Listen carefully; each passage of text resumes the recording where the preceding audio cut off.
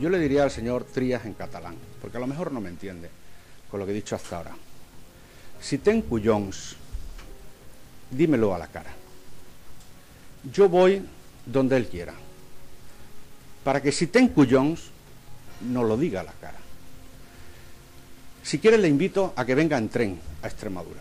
Bueno, jo crec que són els nervis, no? I s'equivoca. La política no és un tema de tributs. Amb la que està caiguent, amb la situació econòmica del país, no prioritzar és una barbaritat.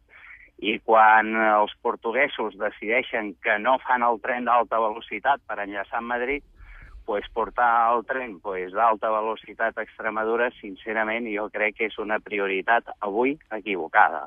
En un altre moment podria ser fins encertada, però en el moment actual jo crec sincerament que és una equivocació i és una manera d'utilitzar malament els recursos públics que en aquest moment són molt escassos. A més a més.